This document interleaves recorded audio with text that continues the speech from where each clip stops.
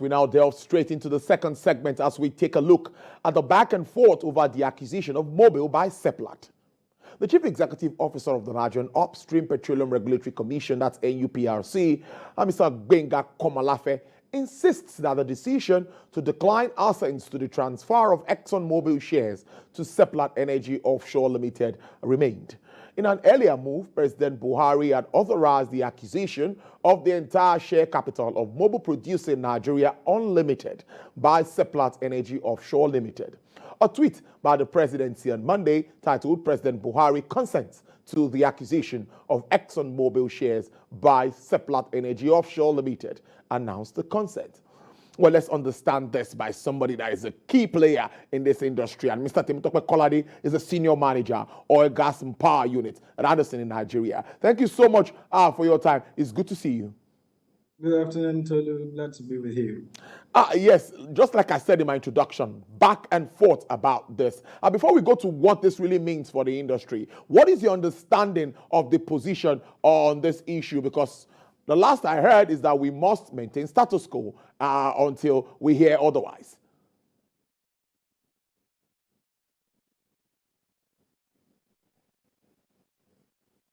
Temitope, can you hear me?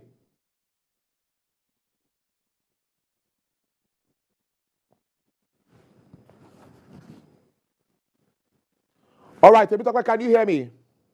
Yes, I can now. So I'm saying that how do you understand or put to us, let us understand more what you think about this back and forth with regards to this very important deal. Okay, rightly, I think what comes to mind is the fact that anytime there is a new law, it sort of ambiguity. And recall that only about a year ago, the Petroleum Industry Act was signed into law.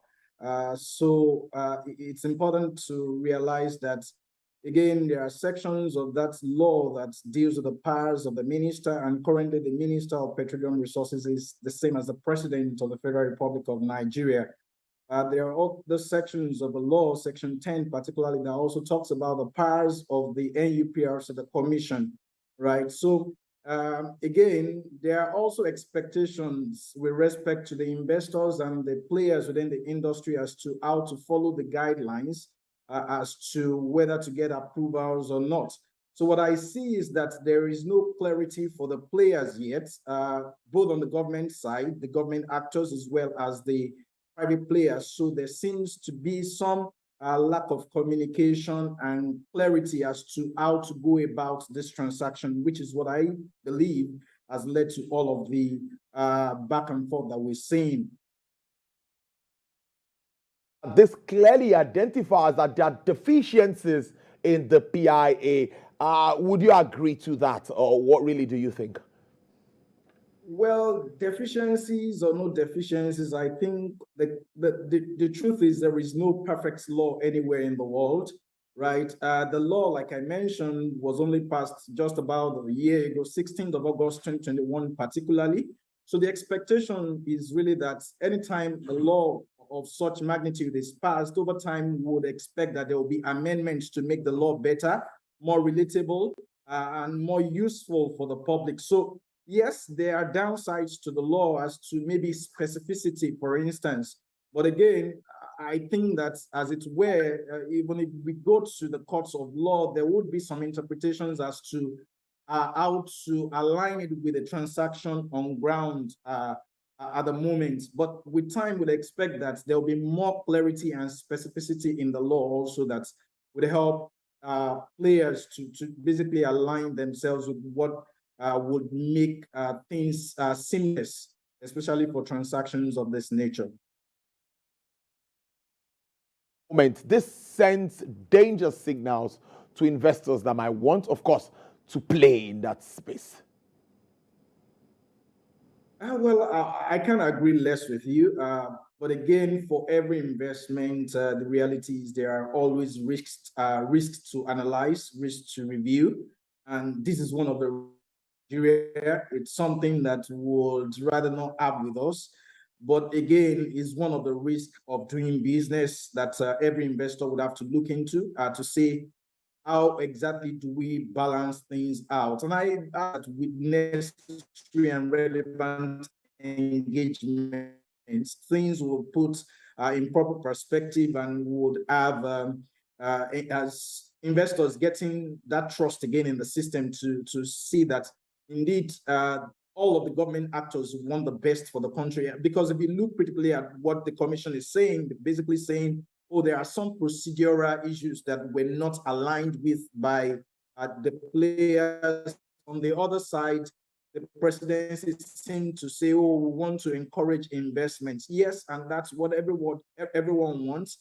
So the players also basically align with that, and everybody comes to the same table and say, we have the interest of the nation at heart, and we want to develop these resources for the overall good of the populace. And with that, I think we'll be able to move forward, noting again that the risks are always there with us. When you go to other jurisdictions, the risks may be differently characterized or categorized, for instance. But this is one thing with us in Nigeria. Maybe that's why we're Nigeria.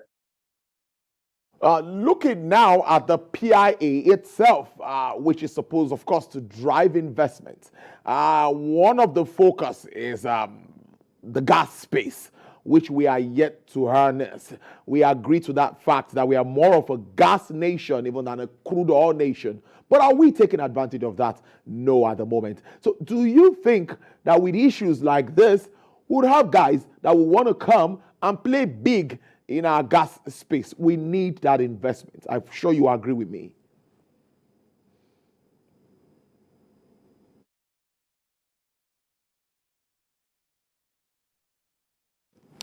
Mr. Temitope, can you hear me? I can agree less. Sanctity of law. Sanctity of law to analyze as investors. But that's not just about it. There are other things to consider. Insecurity has been here with us also. And we have seen oil thefts, and that could be worse with gas, for instance. Vandalization of those gas pipes could lead to loss of revenue for those companies that are interested.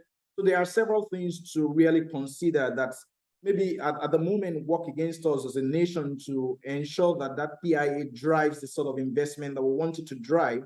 But we can only hope that all stakeholders, especially the government, would see to these issues, address them, frontally, and ensure that we have a level playing ground. We also have a good for willing investors, so that the issues would always be there, but to what magnitude? The security issues, the issues relating to sanctity of law, the issues with theft and all of that are things that bother us.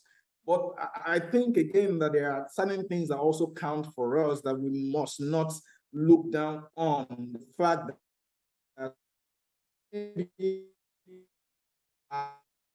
crude, for instance, is sweet and special in a way, but maybe that's not all also. We need to look at how accessible labor is and all of those things. In every other jurisdiction, they have their issues, but we must make our issues as few as possible so that we can attract investors. And on that, I agree with you that yes, this issue on sanctity of law and clarity of policy, it's one thing that would help encourage more investors, especially with our gas resources that we need to tap into. Divestment, which we've seen also in recent times by international oil companies. Many say this is not also a good sign across the industry. What does this mean to you? Well, it means a lot. It means that the Nigerian government's got to do a lot. If you take, for instance, the fact that the reports that we've lost about $1 billion to oil thefts in the first quarter of this year, it doesn't bode well for the country. And it doesn't bode well for any investor that wants to come in. Some investors or some players will tell you that the greatest of issues that they're currently dealing with is that issue of theft. And it's something that I think we need to deal with very fast.